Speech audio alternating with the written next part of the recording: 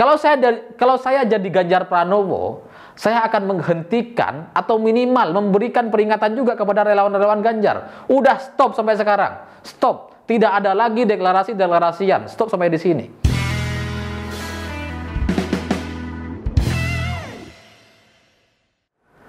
Selamat malam para mantan, selamat malam untuk semua kalian yang tidak pernah bisa belajar dari kesalahan masa lalu. Makanya mantannya banyak. Ya, belakangan ini saya gak habis pikir kenapa ada begitu banyak kesalahpahaman di tengah-tengah kita. Kita itu menjadi orang-orang yang kayaknya tuh susah banget untuk memahami pernyataan sederhana. Padahal bahasa Indonesia loh. Coba saya tes dulu ya untuk penonton saya ini. Berapa banyak dari kalian yang meyakini, yang mendapatkan berita atau informasi lalu menyimpulkan bahwa PDI Perjuangan mengancam memberikan sanksi kepada Ganjar gara-gara Ganjar didukung oleh banyak relawan? Berapa banyak yang meyakini berita semacam itu? Kalau saya perhatikan di sosial media, kayaknya ada banyak orang yang meyakini itu. Padahal itu hoax. Nggak pernah ada ancaman dari PDIP kepada Ganjar. PDIP tidak pernah mau mengancam Ganjar hanya gara-gara Ganjar didukung oleh banyak relawan. Nggak ada. Yang ada adalah Hasto Kristianto, sekjen partai ini, dia mengatakan untuk semua kader tidak boleh mendukung atau mencapreskan seseorang sebelum ada keputusan resmi dari partai. Itu faktanya gitu. Jadi cuma untuk menghindari kesalahpahaman gitu, saya ingin membacakan secara persis kutipan atau pernyataan Hasto dari banyak media. Saya baca ada puluhan berita gitu dengan judul-judul yang beragam sekali. Ada yang provokatif, ada yang framing, ada yang benar juga gitu. Cuma pada intinya kalau kita teliti, kalau kita baca dalam berita itu dan baca kutipannya gitu, itu pada intinya sama, semuanya sama. Hasto bilang kayak gini. Dalam hal ada anggota PDI Perjuangan yang menyebutkan terlebih dahulu calon presiden dan calon wakil presiden, termasuk melalui relawan, sebelum keputusan resmi partai, maka partai akan memberikan sanksi disiplin. Dalam bahasa lain, dalam kesempatan lain, sekjen juga bilang seperti ini. Manakala ada anggota partai yang tidak memiliki disiplin dan ikut-ikutan dalam deklarasi calon sebelum partai menetapkan, partai akan menegakkan disiplin tersebut dengan memberikan sanksi organisasi. Kesimpulannya, kalau kita lihat, seharusnya kita paham bahwa kalau Anda kader partai, kader PDI Perjuangan, Anda nggak boleh ngusung capres tertentu, nggak boleh ikut-ikutan deklarasi capres tertentu. Ya siapapun itu, mau Ganjar, Ridwan Kamil, Anies, Puan, nggak boleh. Kalau Anda kader partai. Tapi kalau Anda bukan kader partai, Anda orang biasa gitu ya, atau kader partai lain dari PKS, Demokrat, Nasdem, Hanura, Golkar atau apapun itu, mau mendukung Ganjar, mau mendukung Puan atau mendukung Risma atau siapapun calon dari PD Perjuangan, ya silahkan aja gitu. Orang-orang yang didukung ini, Ganjar atau Puan, gak akan dihukum, gak akan disanksi. Ya gimana, itu kan bukan kesalahan mereka. Cuma kemudian yang ada di benak kita dalam opini publik yang beredar sekarang, seolah-olah Ganjar ini mau disanksi gara-gara didukung oleh banyak relawan. Apa-apaan nih? Bahkan sampai kemarin tuh saya dengar tuh sebuah opini yang sangat provokatif. Dia mengatakan bahwa kalau sampai PDIP memberikan sanksi kepada kader yang didukung oleh rakyat, maka rakyatlah yang akan memberikan sanksi kepada PDIP. Hoax semua itu, bohong, omong kosong gitu. Gak ada. PDIP hanya menertibkan kadernya supaya nggak ikut capres-pencapresan gitu. Nggak ikut deklarasi-deklarasian. Cuma memang mungkin ada banyak orang bertanya-tanya, kenapa baru sekarang ada pernyataan semacam ini? Bukankah dinamika politik antara Puan Maharani dan Ganjar Pranowo itu sudah ada sejak beberapa bulan yang lalu? Kenapa baru sekarang disampaikan peringatan? Ya memang mungkin karena baru sekarang kejadiannya gitu. Sekarang baru ada permasalahan. Karena kalau kita perhatikan beberapa hari yang lalu itu PDIP Jatim mendeklarasikan mendukung Puan Maharani sebagai capres. Itu faktanya. Makanya kemudian muncullah pernyataan Hasto yang sekeras ini gitu. Tapi itu bukan berarti Ganjar mau dihukum gara-gara didukung relawan. Nggak ada. Kalau mau relawan terus mau bikin relawan di mana-mana gitu. Selama Anda bukan kader PDI Perjuangan, ya silakan aja gitu. Ganjar gak akan dihukum dengan gara-gara kondisi semacam itu, nggak ada. Cuma memang dari sisi internal partai saya melihat gitu ya. Ya ini nggak tahu saya salah atau benar, tapi dalam opini saya nampaknya ada trauma di masa lalu. Karena polanya, pola propaganda dan cara mengusik kesulitan internal partai itu sudah terjadi sekarang. Dan itu mirip seperti tahun 2016 lalu di Pilkada DKI. Coba kita perhatikan ya. Sekarang kan muncul tuh sebuah survei-survei bahwa Ganjar sekalipun maju bukan dari partai PDI Perjuangan atau tanpa kekuatan PDIP, maka Ganjar tetap bisa menang. Itu menurut survei gitu ya.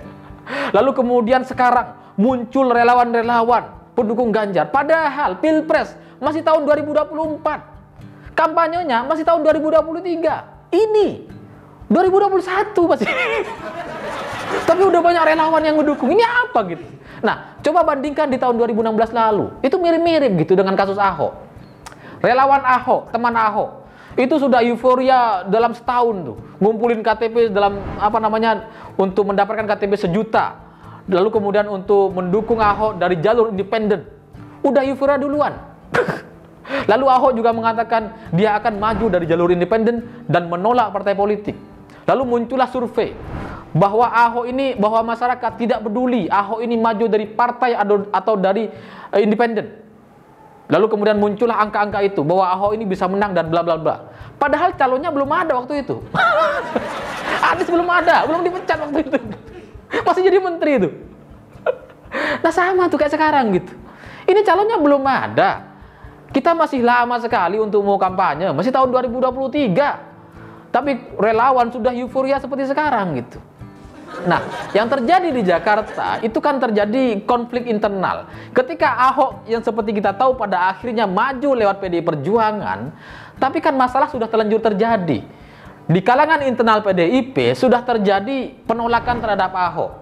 Jadi meskipun sudah dideklarasikan kemudian didukung oleh Ibu Megawati, tetap aja ada orang yang tidak terlalu support, tidak terlalu full dalam mendukung Ahok. Kemudian dari sisi relawan, dari teman Ahok, mereka udah kecewa gitu. Kenapa? Karena mereka sudah susah payah ngumpulin KTP, ternyata maju lewat partai. Nah, pola-pola semacam ini tuh mau terulang kayaknya. Nah, PDI Perjuangan nggak mau itu terjadi lagi.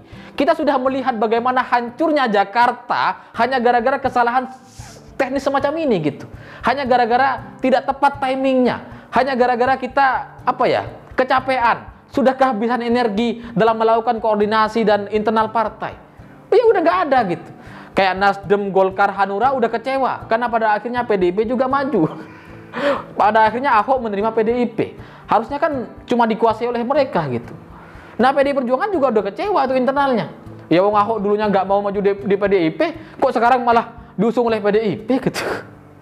Bahkan kan juga ada tuh kader partai dari PDI Perjuangan yang mengatakan bahwa Ahok ini kalau lawan kambing dibedakin, kambingnya juga menang tuh di Pilgub.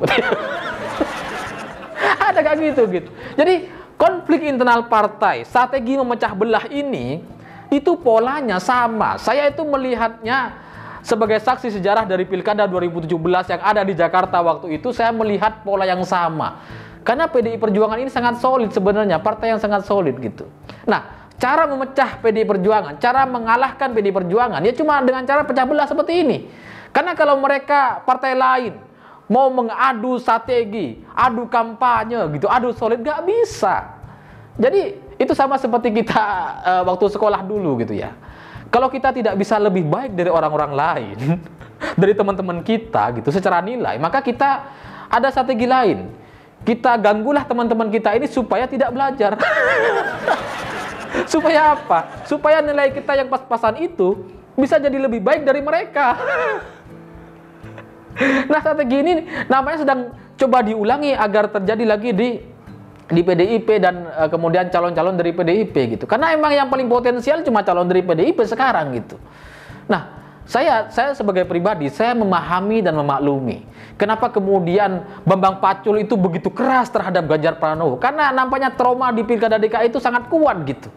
Karena saya ingat betul tuh, Bambang Pacul pernah cerita bahwa ketika 2016 lalu, 2017 lalu, ketika Ahok akhirnya maju dari PDI Perjuangan, Ibu Mega itu sempat mengutus atau nyuruh Bambang Pacul untuk mendampingi Ahok ke KPU.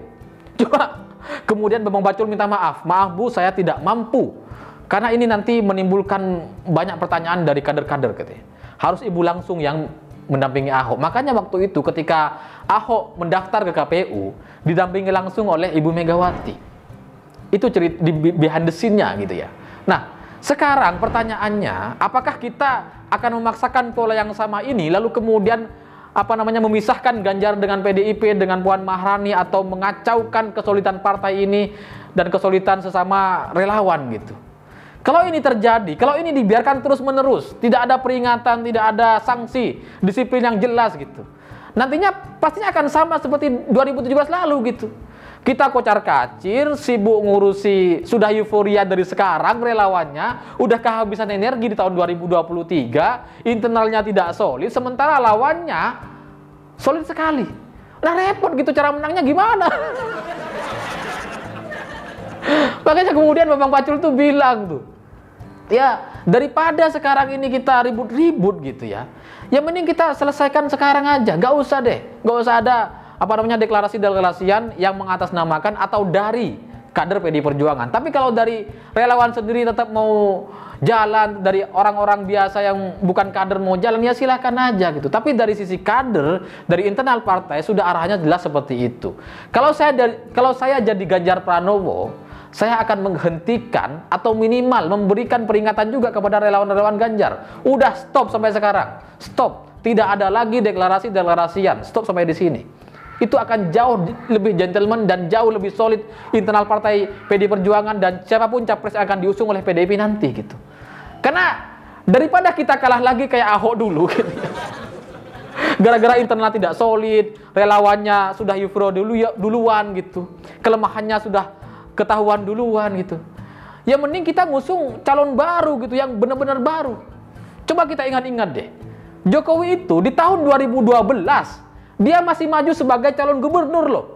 Calon gubernur. Tapi 2014 dia jadi calon presiden. Nah sekarang ini kan baru 2021, bayangkan loh. Itu kan gak masuk akal kalau kemudian sekarang kita sudah bicara soal capres. Jadi saya sih dari pendapat pribadi saya, daripada kita memaksakan Ganjar, daripada kita ribut soal internal gitu ya, yang mending sekalian kita usung calon baru. Kan ada banyak tuh, misalkan Pak Basuki, Menteri PUPR, calon presiden misalkan. Pendampingnya Airlangga Hartarto atau siapa. Udah jelas jadi tuh. Atau ada juga misalkan siapa? Nadiem Makarim yang muda gitu ya. Didampingi sama yang juga muda, misalkan anak Ibu Mega kalau bukan Puan, ya Prananda misalkan, sama-sama muda. Jadi tuh gitu. Daripada kita memaksakan Ganjar Pranowo gitu, lalu kemudian internal partai tidak solid, ada penolakan, relawan sudah euforia duluan gitu ya. Relawan Jokowi juga sudah pro kontra duluan gitu. Udah ribut duluan sekarang. Nantinya ketika mau kampanye, apa energi yang kita punya gitu, nggak ada. Sementara lawan sudah sangat kuat gitu. Jadi dari kejadian ini mestinya kita belajar untuk bersikap dengan dengan benar gitu. Karena pada akhirnya pemilu itu soal kesolidan partai. Tanpa itu, tanpa kesolidan antara partai, relawan dengan simpatisan, ya kita akan mudah sekali untuk kalah dan susah sekali untuk menang. Susah gitu. Jadi saya nggak tahu, ini cuma opini pribadi saya gitu. Tapi pada faktanya hoax atau framing terhadap PDI Perjuangan yang ingin membenturkan antara Ganjar dengan PDIP atau membentuk sebuah opini bahwa Ganjar ini keluar aja dari PDIP dan seterusnya, atau keyakinan yang luar biasa dari orang-orang yang mengatakan bahwa PDIP gak ada apa-apanya dibanding Ganjar, PDIP gak akan maju tanpa Ganjar dan seterusnya. Pertanyaannya kan saya sebenarnya sama gitu. Di Jakarta dulu, bukankah pernyataan-pernyataan semacam itu juga kita dengar, tapi pada intinya apa? Kalah juga Ahok gitu. Emang ada kasus penistaan agama, tapi di faktor lain itu juga ada dan kita harus perhatikan itu gitu. Ahok itu kalah di hampir semua wilayah.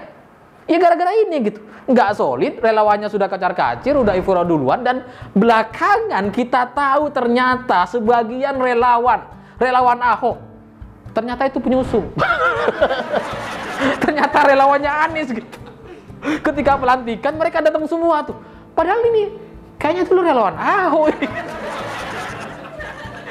Jadi ya pada intinya ini cuma pendapat pribadi saja gitu ya, orang desa yang tidak terlalu paham politik, tapi saya melihat betul saksi sejarah dari Pilkada DKI dan saya juga merasa jangan sampai negara ini jadi seperti Jakarta. Ya apa jadinya kita jadi bangun-bangun tugu banyak-banyak. Bikin Formula E lagi nantinya gitu. Repot kita gitu. Jadi ya sudahlah, mari kita bersabar, mari kita solid dan yakin untuk satu tujuan. Supaya apa? Supaya kita bisa memenangkan siapapun capresnya. Yang penting bukan kelompok sebelah. Kan itu maksudnya gitu. Jangan sampai kita punya gubernur tugu lagi. Saya pikir itu. Terima kasih sudah menonton. Begitulah kura-kura.